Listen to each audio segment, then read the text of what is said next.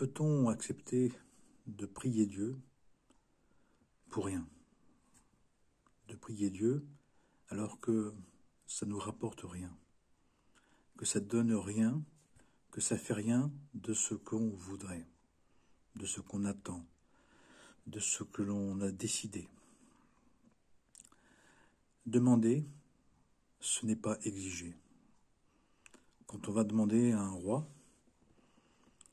c'est pas nous qui allons dire au roi ce qu'il doit décider. Demander, c'est pas d'apporter sa réponse. C'est pas de demander le scénario qui nous convient. C'est d'accepter de nous remettre entre les mains d'une autorité, d'une volonté à qui on confie la décision, à qui on confie notre projet, notre vie, notre questionnement. Mais si je veux comme je veux, si je veux comme j'attendais, si je veux obtenir comme je le voulais, eh bien, ma prière va passer à côté. Ma prière ne pourra pas être entendue. Il ne peut pas y avoir deux volontés qui s'associent. Il y a soit la nôtre, soit la volonté divine, soit la volonté de Dieu.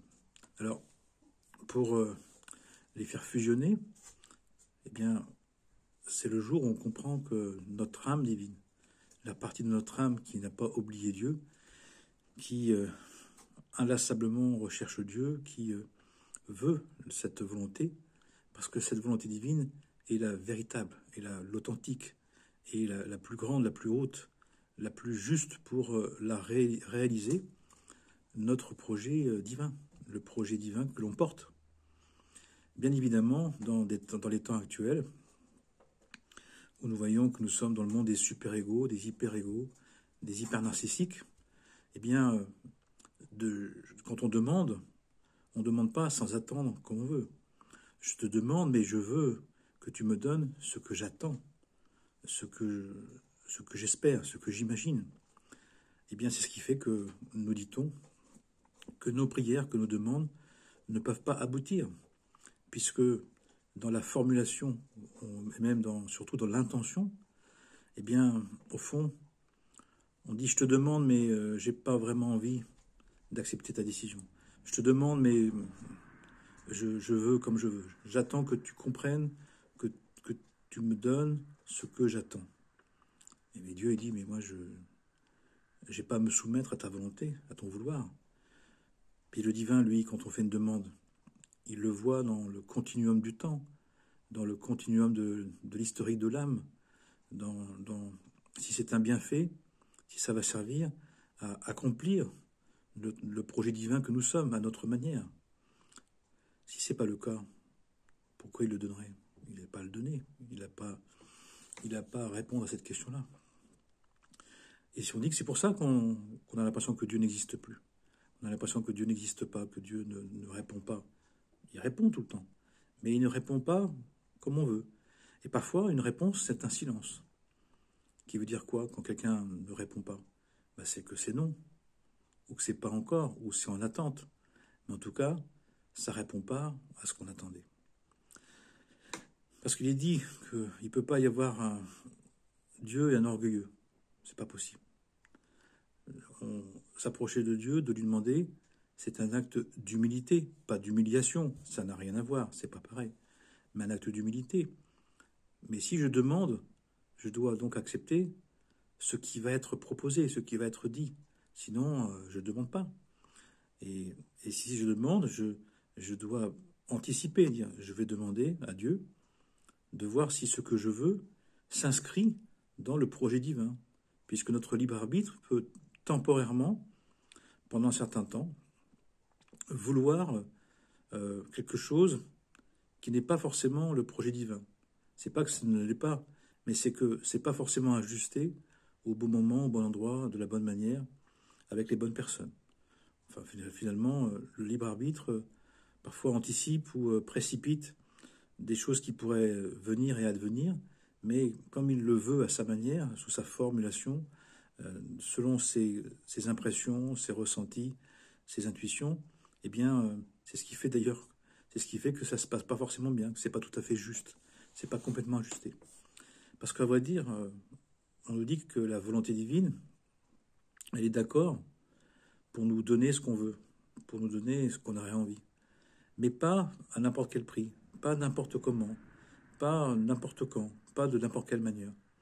Il faut que ce qu'on veuille soit dans le projet du divin, s'inscrive au bon moment, au bon endroit, de la bonne manière, avec les bonnes personnes, pour que ce que l'on veut, ce que l'on désire, nous aide à participer à l'éveil du monde, au redressement du monde, au prendre soin de la création et de l'humanité. Donc, à vrai dire, c'est en cela où on dit demande et tu auras. On dit ouais, mais j'ai demandé, mais j'ai pas. Parce que c'est pas encore le moment, parce que c'est pas encore prêt, parce que c'est pas encore juste, parce que c'est pas encore le bon endroit, c'est pas encore les bonnes personnes, c'est pas encore la bonne maturité. C'est pour ça que les demandes sont entendues et qu'elles seront acceptées, qu'elles seront réalisées. Mais dans un temps dans le temps divin. Et comme Dieu, 1000 ans c'est comme une journée, la dimension du temps, l'arrivée de la réponse, elle peut être dans des temps très lointains, parfois des dizaines d'années, parfois des dizaines de vies. Donc, mais dans tous les cas, on nous dit que on n'a pas à exiger. Si je demande à quelqu'un un service, je dois m'attendre à ce que ça soit oui ou ça soit non, ou ça soit je sais pas, ou ça soit attends, ou ça soit possible. Mais sinon, c'est pas une demande, c'est une exigence. Et si on exige d'un roi, alors le roi, il va pas en tenir compte. Alors, on ne peut pas exiger d'un roi, à vrai dire. Et donc, nous devons faire attention, dans ce sens-là, de ne pas nous conduire avec Dieu comme des dictateurs, comme des injonctifs, comme des obligeants. Tu me dois. Dieu ne nous doit rien. Dieu ne nous doit rien. On doit tout à Dieu, mais lui, il ne nous doit rien du tout. Et lui, il a l'éternité. C'est nous qui sommes dans le temps, c'est nous qui sommes pressés, c'est nous qui sommes empressés, qui sommes passionnés et qui voulons à notre manière. Et imaginez un peu à l'instant, hein, faisons l'exercice mental. Imaginez que Dieu nous donne à chacun ce qu'il veut comme il le veut, dans l'état d'imperfection, l'état de passion, l'état de dualité dans lequel nous sommes. Pourquoi Dieu ne nous donne pas comme on veut? Pour nous protéger, pour faire en sorte que ce monde qui est déjà très très éprouvant ne soit pas un monde de chaos, de désolation et d'abomination. Parce que si on était entendu dans toutes nos impulsivités, dans toutes nos passions, dans toutes nos compulsions, mais c'est un drame général. Déjà que le monde est en tension, en difficulté, en épreuve. Et une des grandes épreuves pour le monde, qui le met parfois très en colère, c'est justement la frustration. C'est le fait d'être frustré parce qu'il a exigé. Et après, on exige du monde, on exige des hommes, on exige des hommes, des femmes, des enfants, de la nature, puis après on exige de Dieu. Mais ça ne peut pas marcher comme ça. Ça ne marche pas comme ça. Donc, c'est pour ça qu'on dit que le chemin de retour vers le Seigneur, retour vers Dieu, c'est un chemin d'humilité, de grande humilité. De grande humilité. Mais cette grande humilité, ça veut dire, ça va nous éprouver dans le survouloir, dans la survolonté, le surdésir, ce qu'on veut imposer à Dieu, ce qui est impossible, mais on a quand même la prétention de ça. Et parce que quand on demande à Dieu, c'est demander à celui qui a tout créé de nous dire que si cela est juste et bon, et qu'il nous le donne, mais que si c'est pas juste et bon, qu'il ne nous le donne surtout pas. Donc c'est un niveau de confiance qu'on appelle la foi. Mais la foi, c'est une confiance, c'est une certitude que Dieu, s'il donne, c'est juste, s'il ne donne pas, c'est juste. Il y a des raisons profondes. Lui, il a tout le plan universel, du début jusqu'à la fin des temps, même avant les temps et après les temps. Il sait exactement pourquoi on en a besoin, pourquoi on n'en a pas besoin. Ce qui veut dire aussi que le plus haut degré de serviteur de Dieu, c'est de servir Dieu pour rien. C'est de servir Dieu sans intérêt.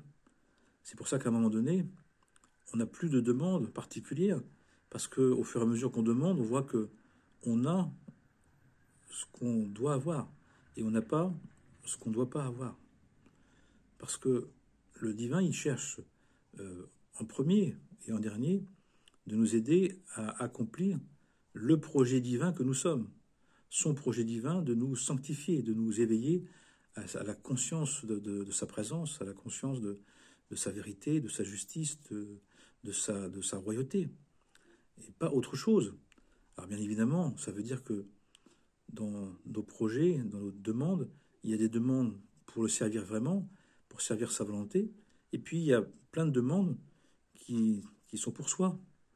Je mérite, j'ai le droit, les autres ils ont, pourquoi pas moi. C'est des choses que j'entends dans les conversations, dans les accompagnements, dans les rendez-vous individuels ou dans les enseignements.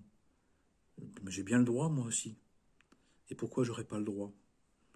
Et pourquoi tu aurais le droit? Pourquoi tu aurais le droit toi aussi? Ça vient d'où ça? On n'est pas un numéro, on n'est pas des poulets dans une basse-cour, on est des êtres divins uniques. Chaque être humain a une œuvre, une expression unique, une incarnation unique des valeurs divines. Ce qui est vrai, ce qui est bon, ce qui est juste pour quelqu'un, qui est mon voisin, ou ma voisine, ou ma femme, ou mon homme, ou mes enfants, n'est pas du tout ce qui est prévu pour moi. Puisque chaque être humain est un être divin qui, sur le même chemin, à sa voie, ou sur la même voie, a son propre chemin. Donc, ce qui va habiller quelqu'un n'habillera pas quelqu'un d'autre. Chacun porte ses propres vêtements, à sa taille, à sa mesure, selon son caractère, son physique, son tempérament, son caractère, son projet d'âme.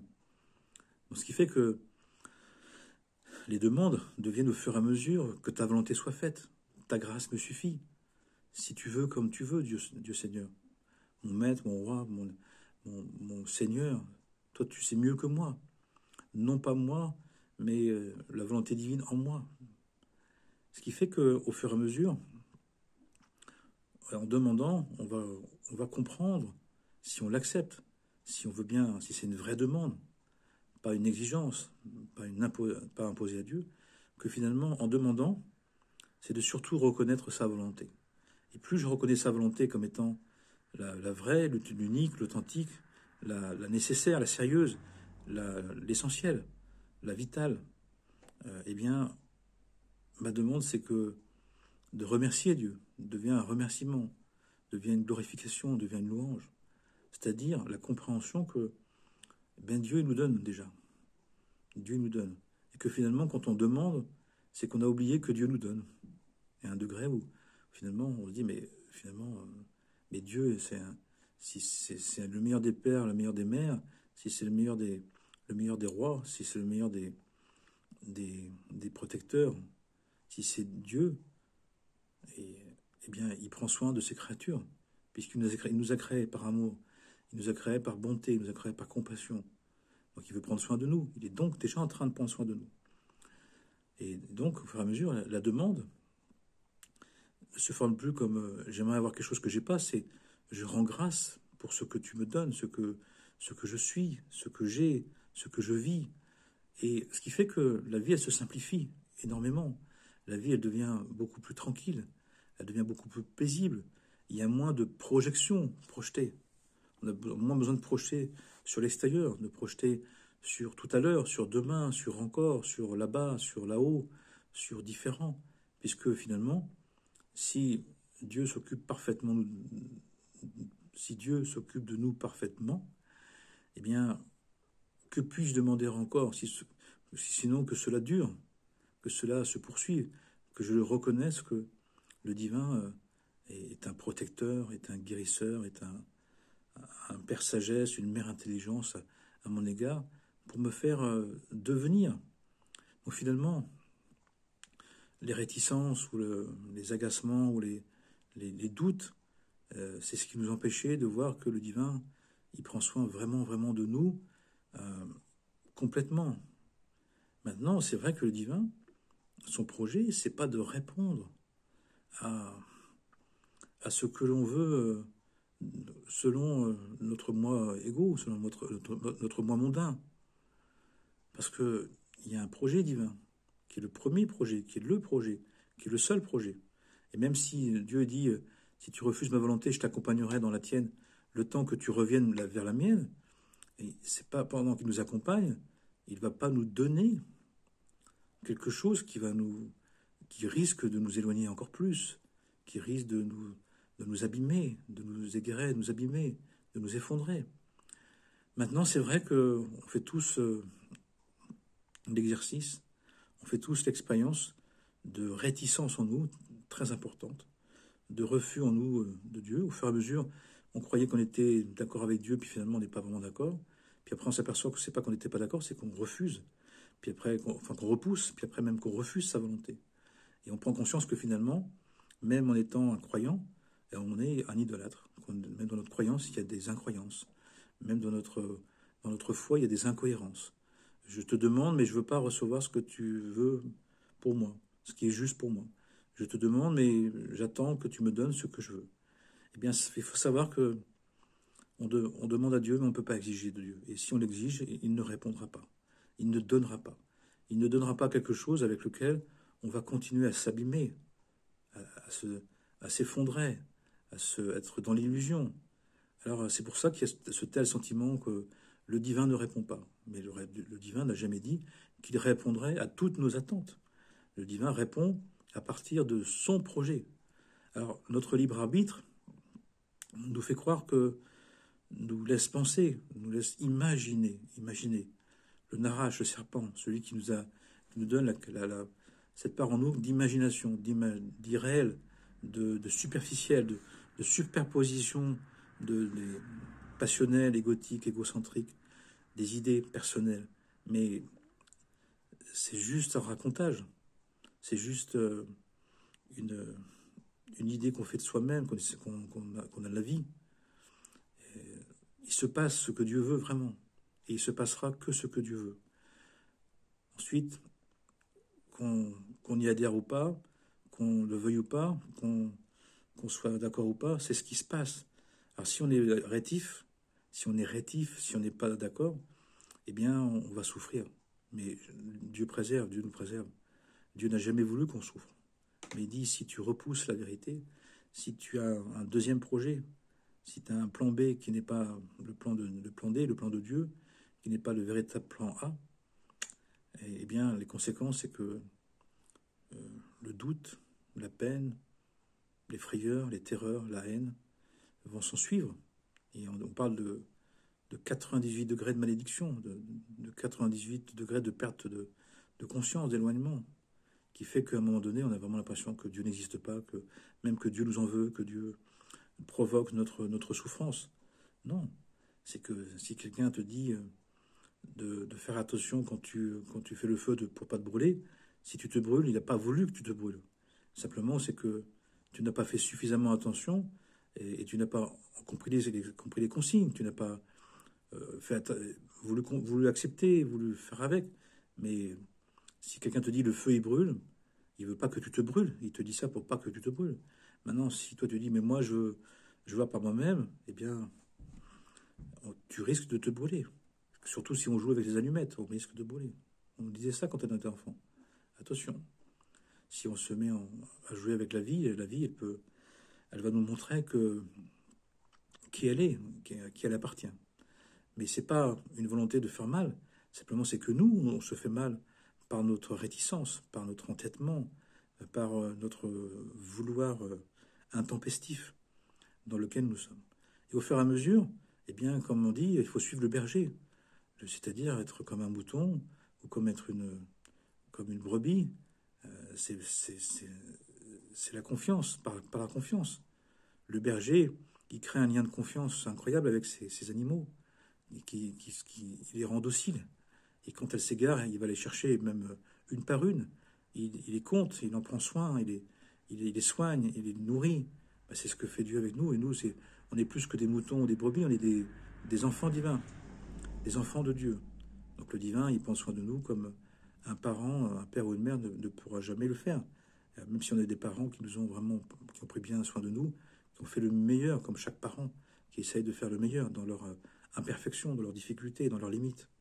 Et Dieu, comme il est totalement parfait, totalement unique, totalement le seul être absolument et définitivement de la perfection de l'amour, de la justice, de la vérité, de la compassion, de la droiture, de la vaillance, eh bien, il nous aime, il prend soin de nous parfaitement. Mais nos réticences, notre incompréhension, notre ignorance nous coûtent très cher. Nous coûtent très cher en, en dépression, en désespoir, en, en refus, en, en mécontentement. C'est-à-dire que finalement, on a du mal à être dans la docilité de l'être humble. La caractéristique de quelqu'un qui est humble, il est docile, il est simple, il est dénué de fourberie, il demande humblement, il quémande, il espère une réponse. Il n'exige pas, il ne peut pas. Imaginez un mendiant qui rencontre un roi, il ne va pas lui exiger quelque chose. Il va espérer qu'en passant, il va lui prendre soin.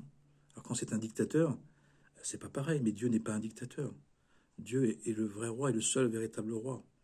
C'est-à-dire que quand il passe, quel que soit le sujet, celui qui est au plus haut degré de proximité ou le plus bas degré de vie, il en prend soin. Il prend soin de tous ses sujets.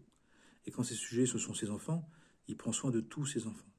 Parfaitement bien, entièrement, chaque jour, à chaque heure, à chaque instant, sans aucune imperfection, puisqu'il est parfait, puisqu'il est même plus que parfait, et qui fait tout en sorte pour prendre soin de nous.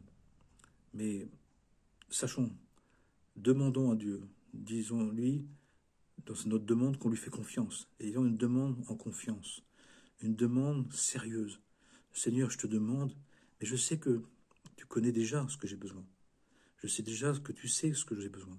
Je te le demande parce que j'en doute un peu, parce que j'ai besoin de te le dire. Et le divin, il aime bien qu'on lui parle. Le divin, il adore qu'on lui parle. Les anciens, ils en parlent. Tous les grands êtres, tous les grands mystiques, les grands prophètes, parlaient à Dieu, parlaient avec Dieu. Et le divin, écoutez, on peut lui parler à quel point c'est difficile pour nous. Seigneur, je sais que c'est toi qui donnes tout, mais c'est difficile. Je ne comprends pas. Mon incompréhension ou ma situation, elle m'est difficile. Est-ce que tu peux me soulager encore? Je sais bien que je ne le mérite pas forcément. Je sais bien que je ne suis pas terrible. Je sais bien que tu prends soin parfaitement de moi. Mais là où je suis, là où j'en suis, je reconnais que j'en doute. Je reconnais que j'en peine. Je reconnais que ça m'agace.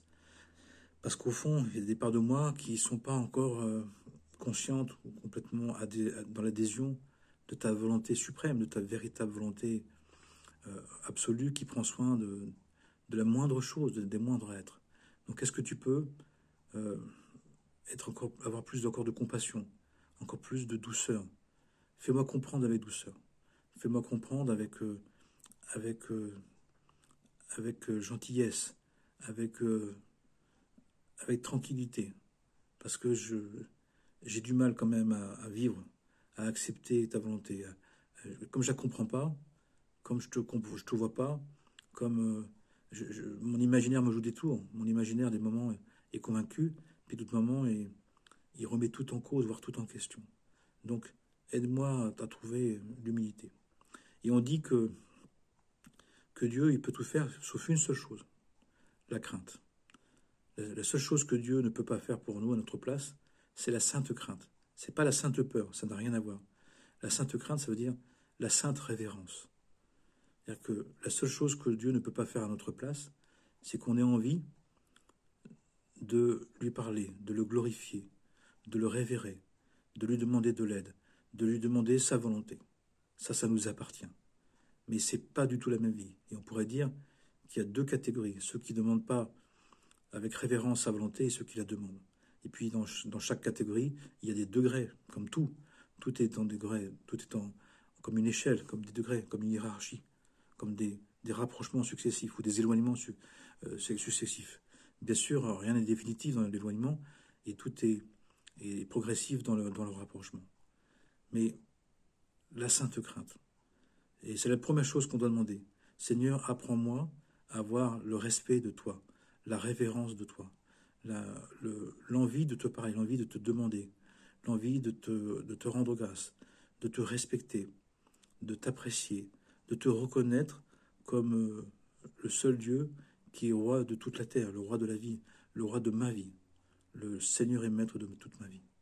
À partir de là, eh bien, c'est un acte d'humilité, c'est le premier acte d'humilité, de reconnaître que la volonté divine est la seule et l'unique, la véritable, qui gouverne toutes choses et qui sait parfaitement ce dont nous avons besoin. Et si on en doute, on lui dit, je sais que tu es tout et que tu sais tout, mais je doute, je suis inquiet. Je suis inquiet de ça. Rassure-moi, éveille-moi, fais-moi comprendre, apprends-moi à accepter, mais doucement, sans violence, sans agressivité, sans frappe, sans épreuve, avec une main de miséricorde. J'ai besoin encore plus de miséricorde. Mais je demande, c'est pas pour faire comme ma tête, c'est pour accepter que je pourrais pas faire comme je veux. Parce que c'est difficile d'accepter qu'on ne puisse pas faire comme on veut. Parce qu'il y a une part de nous qui s'est construite, cette conscience d'exister, elle est devenue une conscience sans Dieu et même contre Dieu. Mais l'idée, c'est de revenir vers la conscience que la volonté divine est la seule véritable, la seule bonne, absolument, mais qu'on doit réapprendre à l'apprécier. Mais c'est pas évident du tout, donc on doit demander. Seigneur, apprends-moi à accepter tranquillement, docilement ta volonté. Apprends-moi doucement. C'est ce que Dieu fait. Mais le fait de lui dire, c'est le fait de le reconnaître. De lui parler à Dieu, c'est de reconnaître comme étant notre roi, notre Dieu, celui qui peut tout. Et c'est de commencer à non pas se soumettre, parce que la notion de soumission maintenant est devenue comme une injonction, comme quelqu'un qui nous mettrait la main dessus. Pas du tout. Le divin, lui, il veut qu'on soit libre d'adhérer. Il nous a donné une liberté, un libre arbitre, pour qu'on ait envie de sa volonté, qu'on désire sa volonté au point de lui demander, au point de la reconnaître, au point de la désirer. Et même s'il nous a laissé un certain temps pour expérimenter, il faut savoir que on nous dit que chacun à son heure reviendra. Parce qu'à un moment donné, chacun fait l'expérience et fera l'expérience que de faire comme on veut, d'en faire qu'à notre tête, d'en faire sans Dieu, ça ne marchera pas. Ça ne marchera pas complètement. Mais il nous faut un certain temps. Il nous faut y revenir. On y reviendra après avoir épuisé les forces d'ego, les forces tout seul comme je veux, si je veux.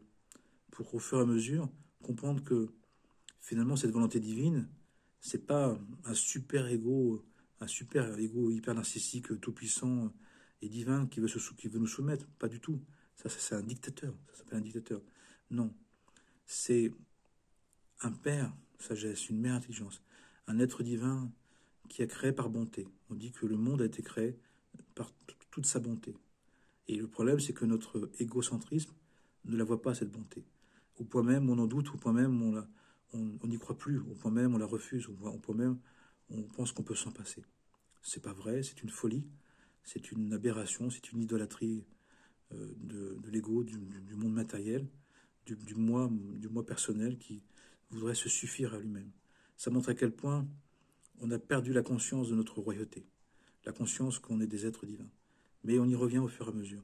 Et ce qui est intéressant, c'est que on y revient par acquisition successive. Et plus on y va, plus au fur et à mesure, eh bien, on va être dans la louange, dans la révérence, dans la glorification du Saint-Nom. Et comme cette magnifique image biblique de Marie, la mère de Jésus, de Yeshua, de Issa, au pied de la croix, qui dit « Ta grâce me suffit ». Des moments comme ça, la joie d'être éprouvé de Saint Antoine, de Sainte... je me souviens plus de qui disait la joie d'être éprouvé, la joie de ne plus comprendre, la joie d'accepter ma vie comme elle est. C'est une notion d'acceptation joyeuse, de joie, d'être défait de nous-mêmes. Demander à Dieu de l'aide, c'est d'être défait de nous-mêmes avec joie. Défais-moi de ma propre illusion. Défais-moi de ma propre idée des choses, sur laquelle j'ai bâti ma vie, mais qui à un moment donné, comme c'est sur du sable, sur du vent, en tout cas la part qui n'est pas vraiment en Dieu, eh bien, ne peut que s'écrouler.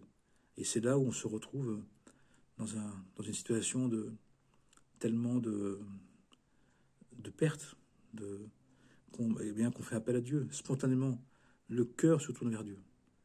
C'est ce qui est magnifique. Il y a comme un retournement, une repentance qui n'est pas simplement morale, mais qui est un retournement de l'être. L'être se retourne. L'être, le cœur le cœur revient à son essence, le cœur retrouve son origine, la source de tous les bienfaits qu'on appelle Dieu, l'incommensurable, l'éternel béni soit-il, Hachem, Dieu, Allah, lumière, le Tao, la vérité sublime, la conscience éveillée, tous les termes de différentes manières qui disent la même chose, qui disent que nous venons d'un lieu où il y a un mouvement et un repos permanent. Un lieu qui est né de lui-même et qui nous a créés et qui nous aide, qui nous aime et qui veut nous faire devenir des saints hommes et saintes femmes, nous sanctifier pour vivre son projet, vivre sa royauté. Incroyable. Bonne journée. Amen. Amana. Que Dieu nous bénisse, que Dieu nous aide à désirer demander à Dieu, à lui parler, et d'attendre seulement ce qu'il veut, d'attendre ce qu'on a déjà reçu, d'espérer ce qui a déjà été décidé, de vouloir ne plus vouloir, mais d'apprécier que sa volonté sache déjà tout ce dont on a besoin. Et ça veut dire aussi qu'en demandant, c'est de reconnaître sa royauté. Je te demande en sachant que tu m'as déjà donné. Je te demande en sachant que tu me donneras ce dont j'ai besoin. Je te demande parce que je sais que c'est toi qui peux tout. Moi, je peux rien. Je peux rien du tout. Et tellement qu'au fur et à mesure, je me rends compte que sans toi, je suis rien du tout. Alors, je peux être le rien du tout. Je peux être une petite partie du tout. Mais face à toi, je suis rien. Mais je sais aussi que ce rien, il fait partie de tout. C'est-à-dire que c'est comme une petite pièce d'un puzzle. Je suis la petite pièce d'un puzzle qui comporte 12 milliards, je crois qu'on est 12 ou 13 milliards actuellement, qui comporte 12 milliards de pièces. Donc de ce point de vue, des 12 milliards, je suis un 13 milliardième de ton projet. Mais je compte quand même, à ma mesure, à ma manière. Comme chaque être, comme les autres, comme les 13 milliards d'autres aussi.